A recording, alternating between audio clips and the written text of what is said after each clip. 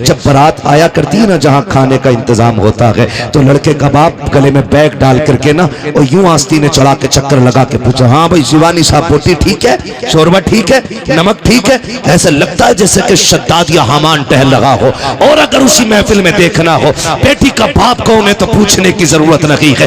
دیکھ جس کی آنکھوں میں آنسو ہوں گے وہ بیٹی کا باپ ہوگا، جو کسی کونے میں کھڑے ہو کر کے بغل میں ہاتھ دے کے آسمان کو بار بار دیکھتا ہوگا، سمجھ لینا یہ بیٹی کا باپ کھڑا ہے۔ جو گھوٹے ہوٹ ہلا کر کے چپ کے لب سے دعائیں مانگ رہا ہو، سمجھ لینا یہ بیٹی کا باپ ہے۔ تمہیں خدا کا واسطہ روٹیاں پھینک کر کے کسی کی عزت سے کھلواڑ نہ کرنا، حد سے زیادہ نقصان کر کے باپ کو رونے پہ مجبور نہیں کرنا۔ تم نہیں جانتے ہو تمہارے پسند کی روٹی آئی تو کھا لی، نہ آئی تو پھینک دی۔ تمہیں کیا پتا ہے اس ایک وقت کے کھانے کے لیے اس باپ نے 18 سال بدن پہ بوریاں اٹھائی ہیں، تب جا کے 400 لوگوں کا کھانا بنا ہے۔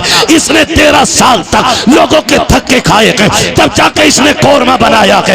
اس نے کتنے دن تک غربت کا منہ دیکھا ہے، تب جا کے تمہارے کھانے کا انتظام کیا ہے۔ کبھی کھانے کا نقصان نہ کیجئے گا۔ تم نہیں جانتے ہو یہ ٹوٹے جوتے پہنتا رہا لیکن تمہارے لیے روپیے بچاتا رہا۔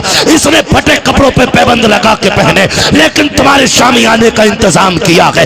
اس نے پوری زندگی چٹنی سے کھائی ہے لیکن تمہاری رزق کا انتظام کرتا رہا۔ کسی کے گھر جا کر کے کھانے کا نقصان نہ کرنا۔